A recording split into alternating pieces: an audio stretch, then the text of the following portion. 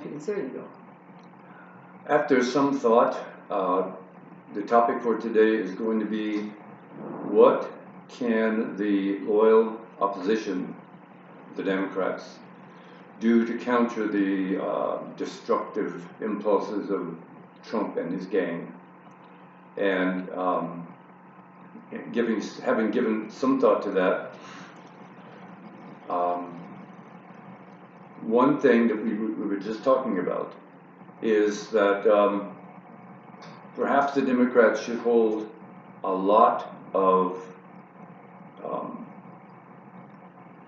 big style rallies, like Trump was doing. Big style rallies, and also town hall meetings. A lot of town hall meetings.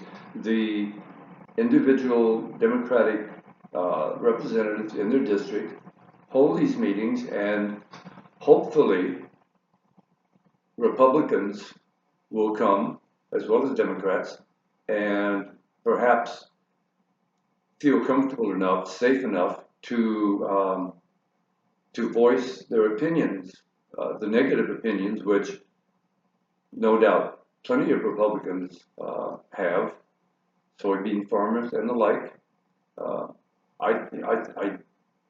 I guess I'm a little surprised why they haven't done it. Why Democrats haven't? Why the Democrats haven't done it. Again, no one's asked me to consult for the Democrats, and I'm not, but trying to think of what else can they do that they haven't done in the last any number of months. I'm thinking probably that their strategy is to let the Republicans have enough rope to hang themselves, and therefore not standing in the way of a destructive force. But the truth is, at this stage, with the government shut down, and it's quite clear to me that the Republicans do not give shit about people losing their SNAP benefits. In fact, they like that. They're the ones that cut them by, several $1 billion over 10 years anyway. So they don't have a problem with nobody getting money if they're impoverished. They don't have a problem with huge reductions in the federal workforce. That's what they want. So they're just going to plow ahead. And with the government shutdown, it seems to me that that's going to be a natural consequences of what those actions are going to be. And for the Democrats to stand up and say, no, listen, you have everything. You've got the White House, you've got Congress, both chambers, you've got the courts. You guys need to either just plow through with this stuff, or if you need us, come to the goddamn table and give us something that we can vote for. Otherwise, you own this. It's on you. You cannot blame us. And I think it's just absolutely ludicrous that Republicans are pointing a finger at Democrats at all. It's just nonsense. And I know, it's a continuing resolution. They voted for it before. It's like, no, they voted for it on the auspices that they had, 4 months to be able to negotiate about health care and a bunch of other provisions too, which the Republicans promptly did not. So they're just calling and saying, look, we don't believe that you will, between now and the end of the fiscal or the budgetary term, we don't believe that you'll negotiate in good faith because you promised this before and you didn't. So now we're not giving you anything. We're not helping you. We're not going to come to, if you're not, we're here to negotiate. And they are there in D.C. right now. Right. And, Mike Johnson just will not call the House back in session. He says, I'm not doing it until you vote for the continuing resolution, and then we'll bring this up to a vote. And he's not saying they're going to negotiate. And they're getting paid. Oh yeah, they're getting paid. They're not losing any money. No, not at all. No, that if that doesn't piss off people, I can't imagine what would. That should be said over and over and over as often as any and all Democrats can make that point, that they're getting paid. Yeah. They're getting paid. So I'm just going to do like a quick dogleg here, which is because, this, of course, we are making the point. And our discussions have of late transpired more into discussions of politics. And it's really beginning in my viewpoint and in my observation, it's getting hard to think philosophically without the confines of politics sneaking into it. Like we originally, when Stephen first came across the street, talking about how to, not just how to talk to the other side, which is what our last cast was about, but how to cope with the sense of hopelessness. And that's a very philosophical thing. Hopelessness, just putting on my head trigger hat, hopelessness is one of the most difficult and damaging human emotions that we can experience, particularly if we live in a sense of hopelessness or helplessness, not hopelessness, helplessness for a long, long period of time. You can have hope, but if you're helpless, ultimately that's going to wear you down, wear you down, wear you down until you get to the place where you become helpless. So, or you become hopeless. Sorry, I'm having one of those days. It's like a Monday, and it's not really a Monday. So. But yeah, it's and there's lots and lots of examples of this throughout history where people have been held in a position where they can't do anything to affect change in their life and in their circumstances, and eventually, unless they're extraordinarily hopeful and extraordinarily strong-willed. And we talked about this in terms when we had our philosophical discussion about free will. And this is part of all of that parcel being on the opposition. It's beginning to feel like we are helpless, and we need to explore whether or not that's actually true. So I agree with you. I think that if Democrats got out there, and like the popular ones, the ones that maybe are looking to make a run for president in 2028, if, knocking on wood, that we actually have free and fair elections in 2028. But yeah, get out there and have some campaign style rallies like Trump did. And the truth is that those, if they attract enough media, if they attract enough social media, then that can spread the word much, much quicker than just working with the news cycle and having a press release like, I'm talking to you, Chuck Schumer, sit down. I mean, really, sit down. And Hakeem Jeffries, you might want to consider doing the same. So, yeah, we need to hear from the people who are not currently in the positions that have, in large part, put us where we are right now. I'm not blaming Chuck Schumer and Hakeem Jeffries, but they didn't do a lot to help the circumstances. So yeah, maybe hear more from Bernie. I'd like to hear more from J.B. Pritzker. I'd like to hear more from Pete Buttigieg. I'd like to hear more from Cory Booker. I'd like to hear from all of those people. Yeah, and the thought just came to me. I would think this would piss off Trump because he has to be the center of attention at all times.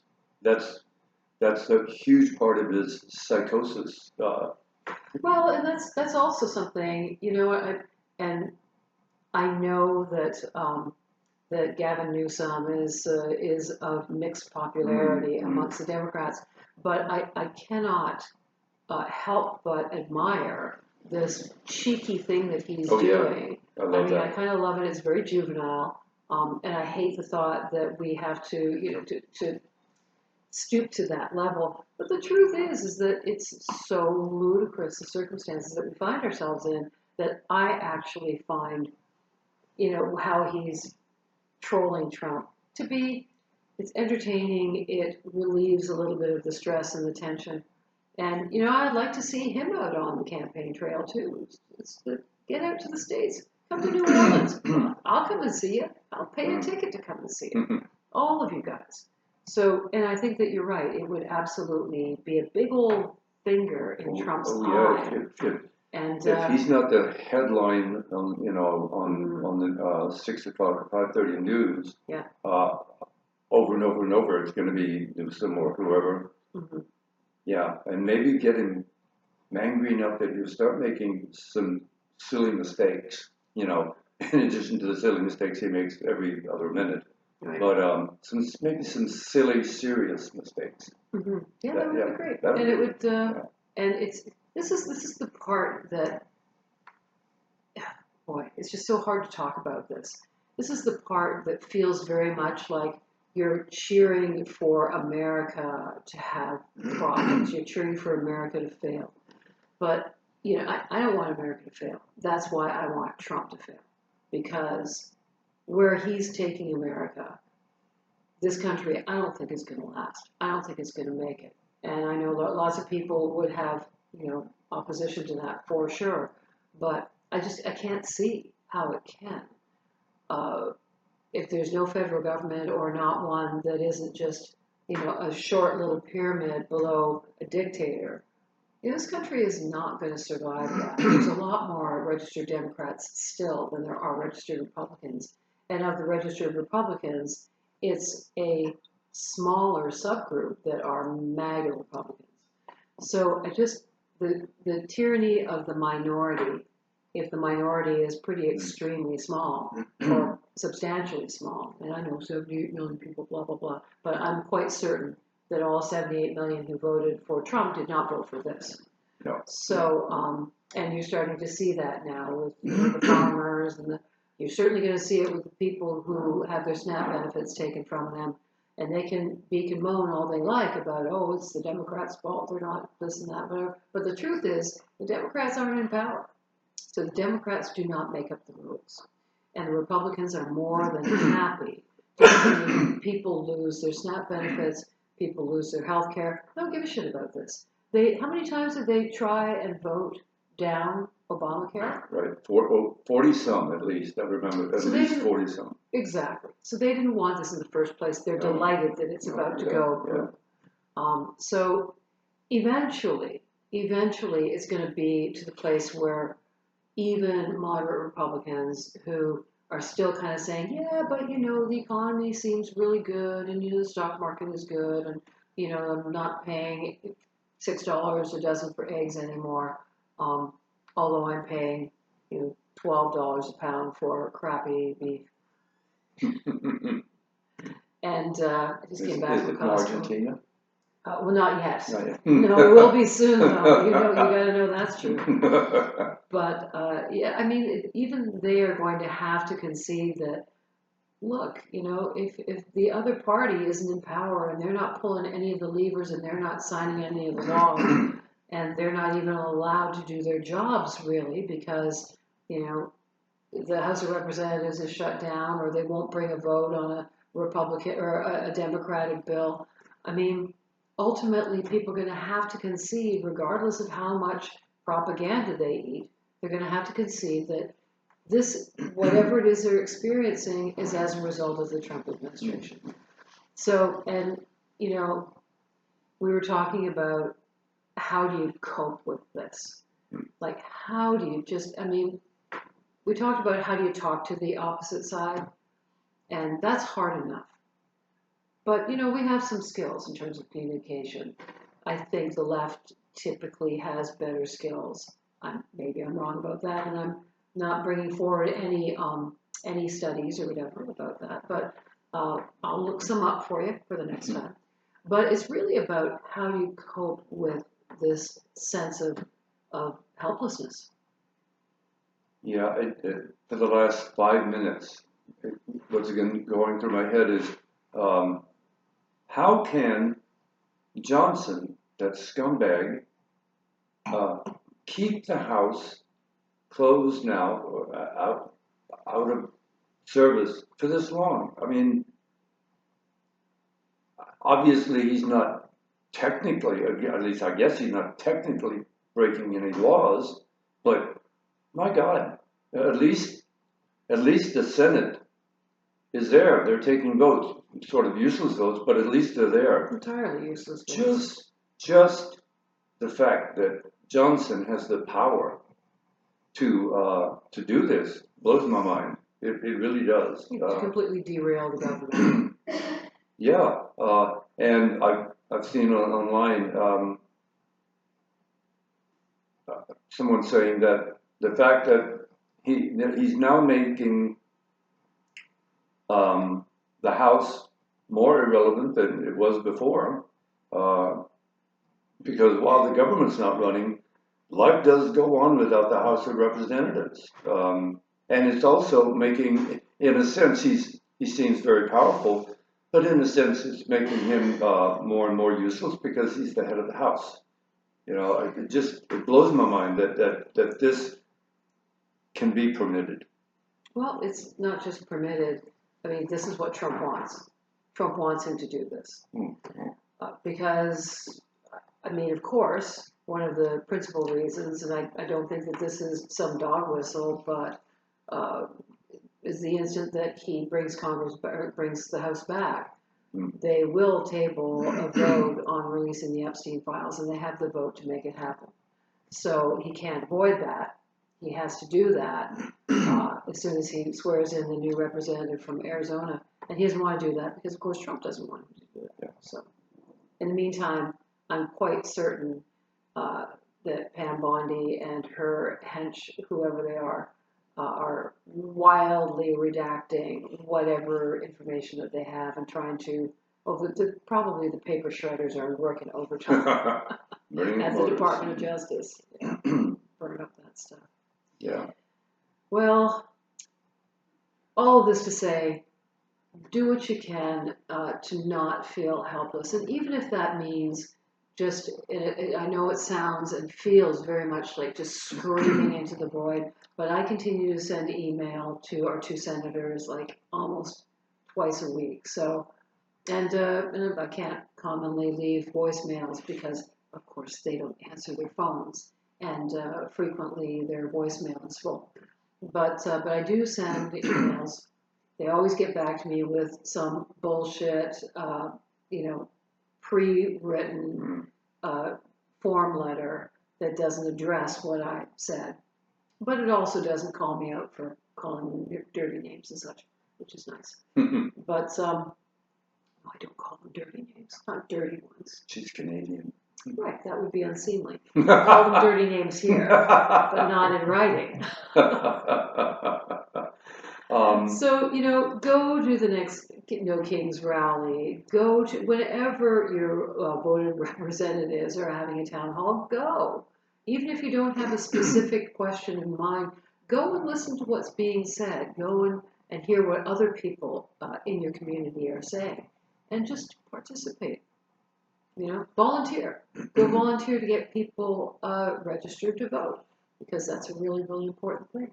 Do whatever you can to feel and to express a sense of energy, of confidence, of optimism, so that all of us don't end up feeling that we're completely hopeless and helpless, and then we all just fall into depression and drunkenness.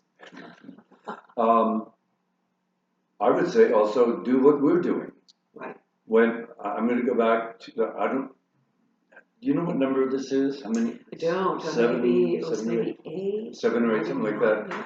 So 7 or 8 weeks ago, the going back to the day that I crossed the street, literally crossed the street, and stood and stopped in the middle and said, "What the hell am I doing? I don't want to do this. I'm not even sure I believe in it."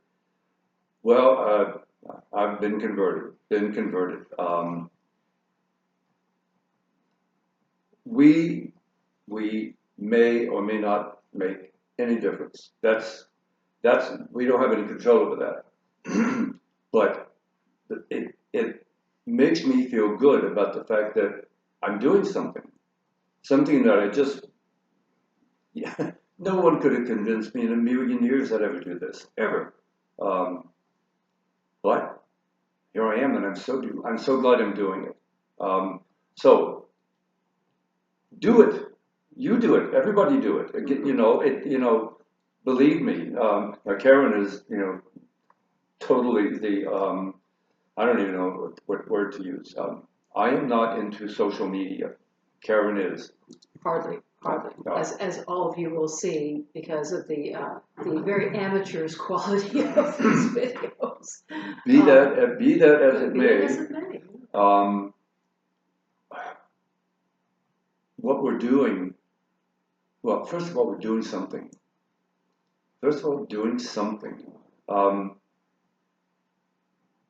Someone gave me, I heard an expression, this is not really bringing religion into it, but this expression was, God does not expect us to succeed, but he does expect us to try. And the trying, I think, builds hope. Trying builds hope. I know it does. So again, start podcasts like this. Mm-hmm. You know, again, find someone who is tech savvy, and it's as easy as can be. My God, I was amazed. I mean, you know, it was easy because Carol knew what she was doing, but it was easy. You know, really. And you know what? If you are here in Alger's Point and you're connecting with us, first off, you know, make sure that you like and subscribe, and you'll get a notification of whenever we post a new video. But like, come express to us your desire to come and sit with us and have a cocktail and talk about difficult subjects and give us your ideas. And these are the things that actually keep you from feeling helpless. There's a very, very interesting study that back in my days as being a head shrinker, I used to talk about when I worked at the Donwood. And there was a study that was done in London post Second World War, and it was about measuring incidence of heart disease throughout different parts of the city because apparently there were some parts of the city that there was an enormous increase of incidence rates of heart disease as opposed to other parts. And they wanted to isolate some portion in time that coincided with people realizing that they had heart disease. And it was immediately after the Blitzkrieg. Okay, so like constant bombing of the German forces in and around London. There were parts of the city that were bombed pretty much on a regular basis every single night during the campaign. And those places were just completely obliterated, ultimately. And there were parts of the city that were bombed not on a regular basis. Like they'd get bombed, and then some other place would get bombed, and then 4 or 5 days later they would get bombed, and there was no predicting it. They discovered that the increase in heart disease in the places where people were bombed infrequently or not on a regular basis was enormously higher. And part of the reason behind that, as the theory goes, is that if you know something is going to happen, even if it's horrible, bad, there are things that you can do to prepare for it. There are things that you can do to steel yourself. There are things that you can do to protect yourself if you can. But if you never know when it's coming, you are living in a constant state of, medium to high grade anxiety, whether it comes or not. So that really, really does a number on your body and your psyche and the quality of your life as well. So I think that many of us are sort of feeling this little bit of helplessness. It's like I know for myself, I open my mail every morning. I look at the news, and I just think, well, what crazy fucking shit happened overnight, And it's something new every damn day. And I know for me, I'm beginning. I have to formally force myself to not tune out, to know that no. I mean, there's a place that I need to just keep reminding myself that I've got to pay attention to this, but that I can't just be constantly eating on it. And I think that a lot of us are feeling that sense of, I'm just going to tune out because this is so upsetting, and I feel helpless to do anything about it, and I don't want this to be just dictating my life. And I think that the people who feel that the most are the people who are somewhat privileged and are not directly affected by the shenanigans coming down from the White House right now. So people who aren't impoverished, people who aren't black or brown, people who aren't living necessarily in crime-ridden areas, although the real crime-ridden areas I don't think are being touched by the White House at all. I mean, hello, I'm talking to you, Shreveport. But you know, yeah. But so I think that those are the things that that are important to acknowledge, that not doing anything puts you into that cocoon where you're not going to be prepared for anything, and you're not going to be able to actually be able to pick up the tools and fight when there is the opportunity to do so. So, you know, I concede with what Stephen's saying. Whatever, just do something. Have a conversation with a friend. You know, join a discussion group. Start a discussion group. Come and join us. Get involved. Don't just scream into the void, but actually get involved in a way that you can see yourself reflected back, and that you can spread it around. Put signs up on your house, in your yard. Yeah. You know, they're going to make some people think they are. I know for a fact that they will. Even if it's just an inclusion flag in your window. Right. Like, that's a big, big statement in a lot of places. Yeah. Be brave and, you know, if you're in a really red neighborhood and your affairs are in order and you've gone to confession lately, you know, be brave. Be brave, you know. And you have your things in order. Yeah. I'm going to let you take over for just a second. I've got something on the stove right now. I'm smelling it. Keep going, Stephen. I'll be right back.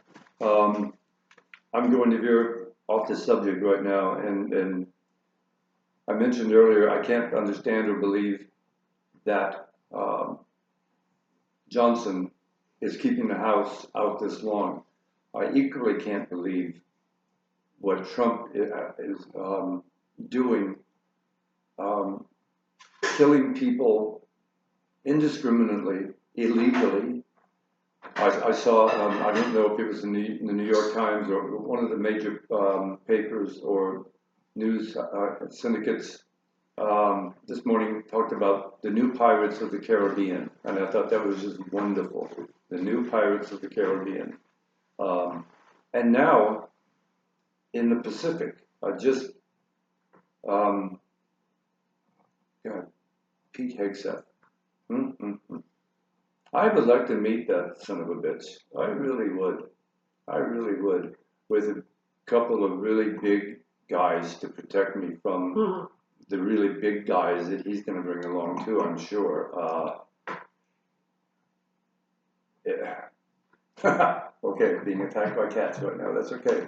It's the requisite cat appearance. Yes, right. The kid appearance. Let's see. Come see. Oh, Finbars. Stephen has a wonderful ginger cat. Here we've got Romulus here. Yeah, and I keep calling Romulus and Remus both Finbar. He's got a ginger cat. Yeah, this is the little guy. This is such a guy. There he goes. Okay, having their way with my new shoes. Okay, that's okay. They're having their afternoon zoomies. Yes. Quite cute.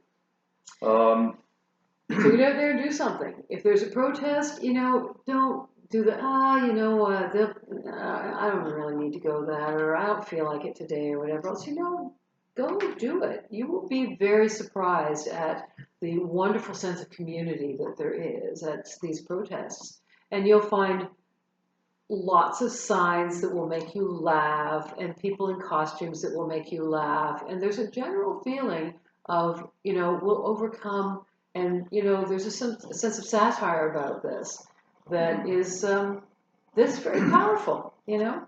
Like, yes, we're serious, and yes, people are protesting, but, you know, there's a sense of there's more to this than just these people. Eventually this will pass.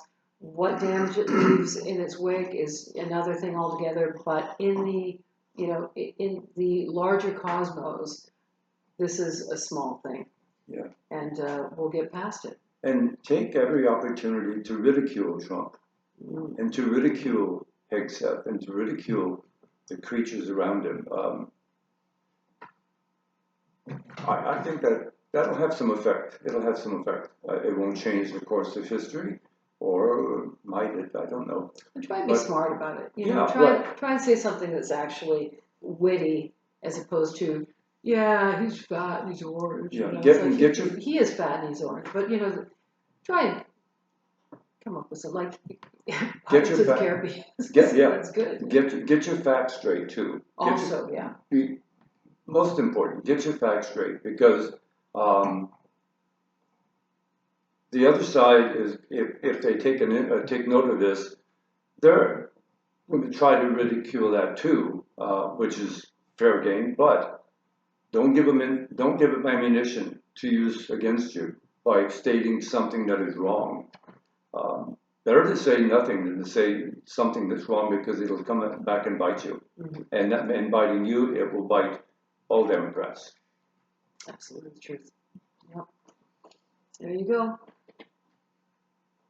Yep.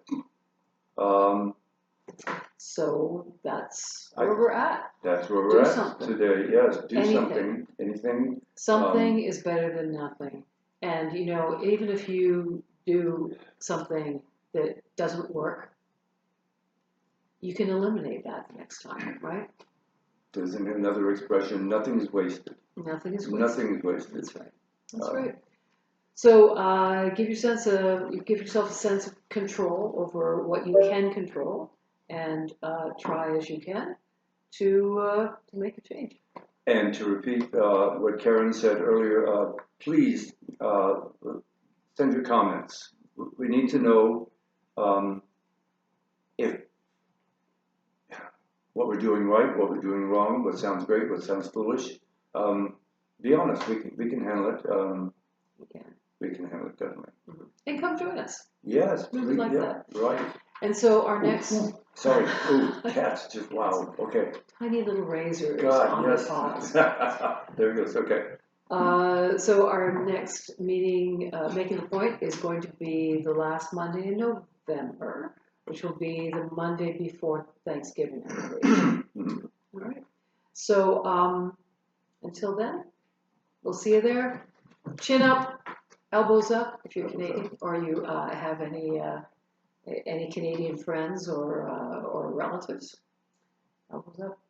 And go Blue Jays. Go Blue Jays. Go Blue Jays. À tout à l'heure. À la prochaine.